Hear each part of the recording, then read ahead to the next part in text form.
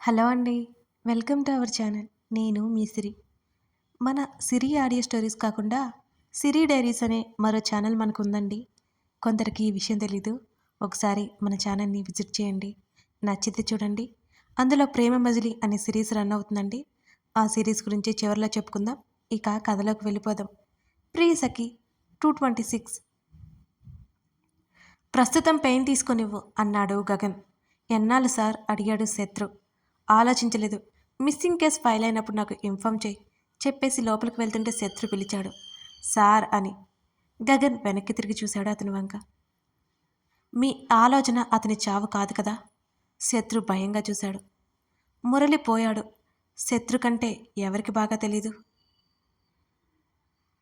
గగన్ నవ్వాడు. ఆ నవ్వుకి అర్థం తెలియని శత్రుకి భయం వేసింది. కంగారు పడుకో, చట్టాన్ని చేతులకు తీసుకొని నేను అని అంతలోనే ముఖాన్ని గంభీరంగా మార్చుకున్నాడు గగన్. నా వరకు రానంత వరకు నేను ఎవరిని కదిలించను. నా వరకు వస్తే అంత తేలిగ్గా వదిలిపెట్టను. వీటితో ఎందుకు పెట్టుకున్నాను అనిపించాలి అంతే. అదే నా చిన్న కోరిక అని గగన్ చెప్తుంటే అలాగే చూస్తున్నాడు శత్రు. సరే నువ్వు వెళ్ళు. గగన్ చెప్పడంతో తేరుకొని అక్కడి నుంచి వెళ్ళిపోయాడు శత్రు.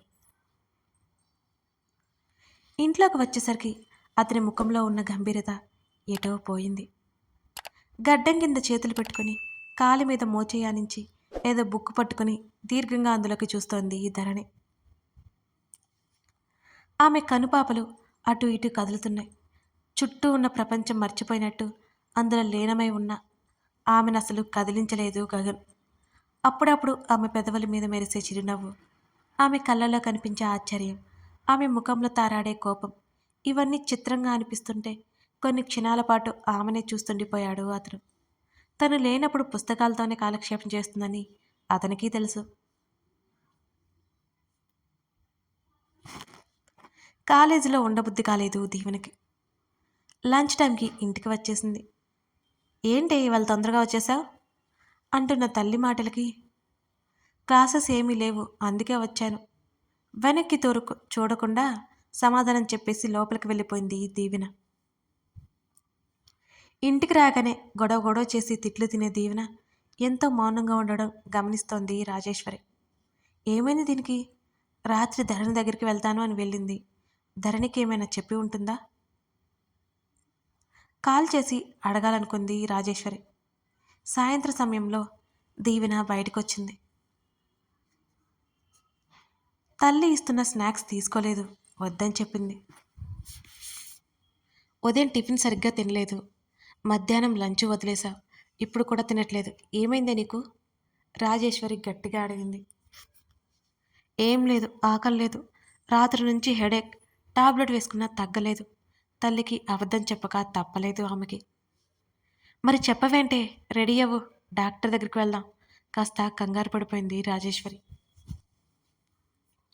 ఈ మాత్రం దానికి కంగారు పడతావెందుకు? నిద్రపోతే పోతుందిలే. నిర్లక్ష్యంగా ఉన్న కూతుర్ని అదోలా చూసింది రాజేశ్వరి. ఇప్పుడు ఎలా ఉంది మరి? దగ్గరకు వస్తూనే అడిగింది ఆమె. ఇప్పుడు బాగానే ఉంది. సోఫాలో కాళ్ళు ముడుచుకొని కూర్చుని ఫోన్ పట్టుకుంది దీవెన. దీవెన పక్కన కూర్చుంది రాజేశ్వరి. దేవి, ఆ ఫోన్ కాసేపు పక్కన పడేస్తే నీతో మాట్లాడాలి. తల్లి మాటలకు తల ఎత్తి చూసింది ఏంటి అన్నట్టుగా. నేను చెప్పిన తర్వాత పెద్ద పెద్దగా కేకలు వేయకూడదు. కూతురు గురించి ముందే తెలిసిన రాజేశ్వరి ముందుగానే హెచ్చరించింది దీవెన్ని. ముందే విషయం ఏంటో చెప్పు నువ్వు. దీవెన కాస్త కంగారుగానే అడిగింది. తన తల్లి పెళ్లి చూపుల గురించి మాట్లాడుతుందేమో అని ఆమె భయం. ఆల్రెడీ గగన్తో కూడా చెప్పారంటే వీళ్ళందరూ డిసైడ్ అయిపోయారన్నమాట. నీకొక సంబంధం వచ్చిందిలే అని తల్లి అనడంతో నిలువెల్ల నీరసం వచ్చేసింది దీవెనకి. అయిపోయింది, తను అనుకున్నదంతా జరిగిపోయింది. ఇప్పుడు ఎలా తప్పించుకోవాలి? దీవెన ఆలోచిస్తోంది. ఆమెకైనా ఏం అర్థం కావడం లేదు. ఏంటే మాట్లాడవు? కూతురు భుజాన్ని పట్టి కదిపింది రాజేశ్వరి.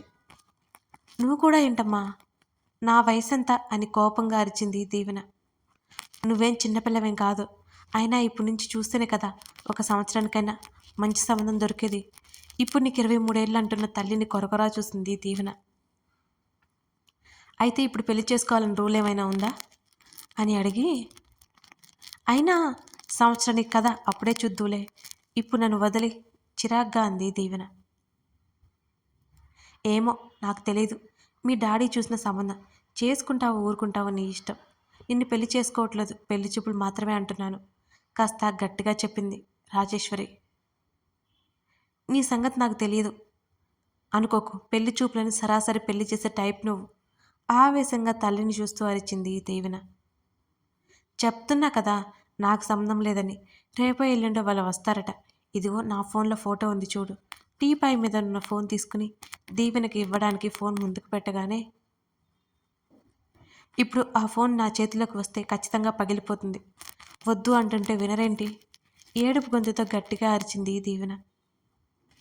దీవెన అలా రియాక్ట్ అవుతుందని ఊహించలేదు రాజేశ్వరి. అయినా తన కూతురికి నచ్చకుండా ఇప్పటి వరకు ఏమి చేయలేదు. పెళ్ళి ఎలా చేస్తామనుకుంది ఈ పిల్ల? వాళ్ళు అడుగుతున్నారు, ఒకసారి చూస్తారు. తన కూతురుకు నచ్చితే సరే అంటాం, లేకపోతే లేదు అంటాం. ఆ మాత్రం దానికి రెంకలు వేస్తుంది. విస్తుపోయి చూస్తున్న రాజేశ్వరిని పట్టించుకోకుండా రూమ్లోకి వెళ్ళి గట్టిగా డోర్ వేసుకుంది దీవెన.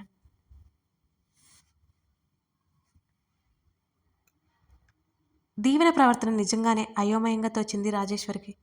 మాలవిక మాట అయితే వింటుందని తన వదినకి కాల్ చేసింది. సాయంత్రం వస్తానని చెప్పింది మాలవిక. దీవెన పెళ్లి గురించి కాదు, దీవెన ప్రవర్తన గురించి. ఎప్పుడూ అల్లరి చేస్తూ నవ్వుతూ ఉండే దీవెన మూడీగా ఉండడంతో రాజేశ్వరిలో కాస్త భయాన్ని రేపింది. మరి రాజేశ్వరి గట్టిగా రమ్మని చెప్పడంతో మాలవిక సాయంత్రంకి అక్కడికి వచ్చింది. మరోసారి తన కూతురు ప్రవర్తన వివరించింది రాజేశ్వరి. నువ్వు కంగారు పడుకో, నేను చూసుకుంటానులే, మాట్లాడతానులే, రాజేశ్వర్కి చెప్పి దీవెన గదిలోకి నిలిచింది మాలవిక. మాలవిక మాటలు కన్విన్సింగ్గా ఉంటాయి, చాలా ప్రశాంతంగా మాట్లాడుతుంది. అనవసరమైనప్పుడు మాత్రమే కోపం ప్రదర్శించదు, అవసరమైతేనే కోపం ప్రదర్శిస్తుంది. అందుకే దీవెనతో మాట్లాడడానికి మాలవిక కరెక్ట్ అనుకుంది రాజేశ్వరి.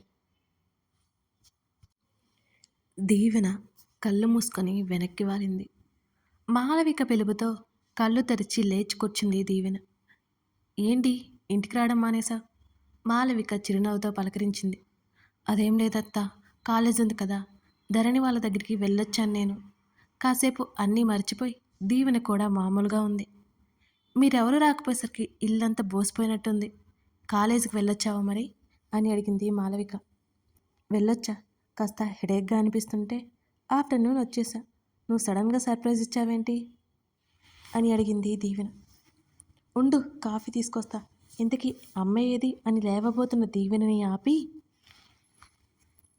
మీ అమ్మ ఆల్రెడీ ఆ పనిలోనే ఉంది లేవే, చిన్న పని ఉంటే ఇటువైపు వస్తూ వచ్చానులే, ఏంటి సంగతులు అని అడిగింది మాలవిక. కాలేజీ కాలేజీ ఇదే అత్త అంది దీవెన మరింత నీరసంగా. మాలవిక చిన్నగా నవ్వింది. అంతేనా, ఇంకేం లేవా మరి అదే చిరునవ్వుతో అడిగింది మాలవిక. అత్త ఆల్రెడీ నీకు మా మమ్మీ చెప్పి ఉంటుంది కదా, మళ్ళీ నన్నెందుకు అడుగుతావు? తన మూతి ముడుచుకుంది దీవెన. చెప్పింది లేవే, దాని గురించి ఎవరు మాట్లాడారు అనడంతో ఆశ్చర్యంగా చూసింది. అంటే తన అత్తయ్య వచ్చింది దాని గురించి మాట్లాడడానికి కదా, మరి దేనికి మరి అని అడిగింది దీవెన. మరంటే మరి అని అడిగింది మాలవిక. నువ్వు ఊరికే వచ్చావంటే నాకు నమ్మబుద్ధి కాలేదు అంటున్న దీవెన తల మీద ఒక్కటేసింది మాలవిక. అత్త కీచుగా అరిచింది దీవెన. అత్తనే గాని విషయం ఏంటో చెప్పవే. నవ్వుతూ నవ్విస్తూ అల్లరి చేసే దీవెన ఇలా మోడీగా ఎందుకుంది అని అడిగింది కళ్ళు ఎగరేస్తూ. మా అమ్మ పెళ్ళి అనగానే నాకు భయం వేసింది అత్త అంది దీవెన నెమ్మదిగా. అంతేనా, ఇంకేమైనా ఉందా? మాలవిక అనుమానంగా చూసింది. నాకు అప్పుడే పెళ్ళి ఏంటి అత్త, మా వీక్షు 26కి చేసుకుంటే ధరణి 24కి చేసుకుంది. ఇప్పుడు నేను వాళ్ళకంటే చిన్నదాన్ని. గగన్ చూడు 29కి చేసుకున్నాడు. సృజన్ చూడు. దీవెన చెప్పుకుపోతుంటే ఎప్పుడొచ్చిందో రాజేశ్వరి దీవెన తల మీద ఒక్కటిచ్చింది. నోరు ముయ్యవై, వాళ్ళతో వీళ్ళతో నీకు పోలికేంటి? మేము నీకు ఇప్పటికిప్పుడు పెళ్లి చేసి పంపించాలి అనుకోవడం లేదు. సంబంధం వచ్చింది. నచ్చితే సరే, లేకపోతే లేదు. నీ పీక మీద కత్తి పెట్టి చేసుకోమన్నావా ఏంటి? ఉరిమి చూస్తుంది తల్లిని. తల్లి ఉరిమి చూస్తుంటే మిన్నుకుండిపోయింది దీవెన. రాజీ, దాని భయం దాంది. మాలవిక చెబుతుంటే, నీకు తెలియదు వదినా, ఇది ఒకప్పుడు ఏం చెప్పేదో తెలుసా? కాలేజీకి వెళ్ళమంటే చదువుకోవడం తన వల్ల కాదు అనేది. ఎలాగో పాస్ అయింది. ఉద్యోగం చేస్తావంటే తనకి ఇంట్రెస్ట్ లేదంట. బిజినెస్ చేస్తావంటే చేస్తుందంట, కానీ ఇప్పుడు కాదట. ఏం చేస్తావంటే పెళ్లి చేసుకుంటానని చెప్పింది. దాని మాట ప్రకారమే చూస్తున్నాము అంది రాజేశ్వరి. మమ్మీ, అప్పుడంటే ఏదో కాలేజ్ డుమ్మా కొట్టడానికి అలా చెప్పానులే. నువ్వు గుర్తుపెట్టుకుంటావని నాకు తెలియదుగా. ఏడుపు మొహం వేసింది దీవెన. ఏమో, నాకు చెప్పావు, నీ మాట ప్రకారం చేస్తున్నా. నీకు ఆ అబ్బాయి నచ్చొచ్చేమో. నచ్చితే సరే, లేకపోతే లేదు. నీకు ఇష్టం లేకపోతే ఎక్కడైనా బయట మీడియాలో అరేంజ్ చేస్తాం. చూసి నచ్చితే నచ్చాడని చెప్పు, లేకపోతే లేదని చెప్పు. అంతేకాని ఊరికే కోతలు కొయ్యకు అని సీరియస్గా చెబుతున్న తల్లిని చూసి తన అత్త వైపు దీనంగా చూస్తుంది దీవెన. రాజీ, అది భయపడుతుంది, అందుకే వద్దంటుంది. పెళ్లి చూపులు ఇవన్నీ వీళ్ళ వల్ల కాదు, కానీ ఏదైనా కాఫీ షాప్లో లంచ్కో దేనికి అరేంజ్ చేయండి, మీట్ అవుతుంది. నచ్చితే సరే, లేకపోతే లేదు. మాలవిక నచ్చ చెప్పింది. దీవెన ఇంకేం మాట్లాడలేదు. అప్పటికే తన తల్లి ఉగ్రమైన చూపులకి బలైపోయింది. నోరు తెరిస్తే మళ్ళీ తన్నులు తినడం ఖాయం. దీవెనని ఎట్టకేలకు ఒప్పించి మాలవిక వెళ్ళిపోయింది. వాడెవడో తన చేతుల్లో అయిపోయాడు అనుకుంది దీవెన. గగన్ కూడా తనకి హెల్ప్ చేయట్లేదు. గగన్ చెప్తే మమ్మీ డాడీ వింటారు, కానీ చెప్తే కదా ఎవరి ప్రాబ్లంకి వాడే సొల్యూషన్ వెతుక్కోవాలి అనే డైలాగులు మాత్రం చెప్తుంటాడు. గగన్ని తిట్టుకుంది దీవెన.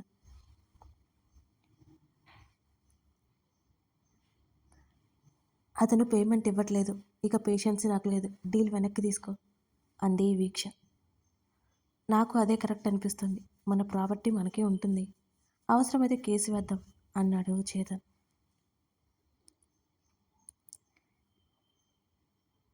ఈ ఇష్యూ త్వరగా సాల్వ్ చేసే, చాలా చిరాగ్గా ఉంది అని కారు వేగం పెంచింది వీక్ష.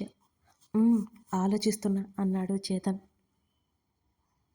వాళ్ళు ఇంటికి వెళ్ళి ఫ్రెష్ అయ్యి డిన్నర్ చేశారు. మళ్ళీ కాల్ వచ్చింది. ఆ కాల్ సారాంశం ప్రాపర్టీ తీసుకుని మిగిలిన అమౌంట్ ఇచ్చేస్తామని. అదే చెప్పాడు వీక్షతో. ఎలా? మెరుస్తున్న కళ్ళతో అడిగింది వీక్ష. ఆ ప్రాపర్టీ వేరే వాడికి అమ్ముతానని చెప్పాను. ఇక్కడ ఎంతమంది ఫ్రెండ్స్ ఉన్నారో గుర్తులేదా? సో ప్లాన్ వర్కౌట్ అయింది. ఇంకా పూర్తిగా వాడికి మనం ప్రాపర్టీని హ్యాండ్ ఓవర్ చేయలేదు కాబట్టి వాడికి ఏ హక్కు లేదు. ఎక్కడ మనం అమ్మేస్తామని టక్కున కొనేసుకుంటున్నాడు. లేకపోతే వాడి డబ్బు కూడా వేస్ట్ అవుతుంది కదా. సింపుల్. లేకపోతే ఆ విధవ ఊరికే లాక్కోవాలని చూశాడు అన్నాడు చేతన్.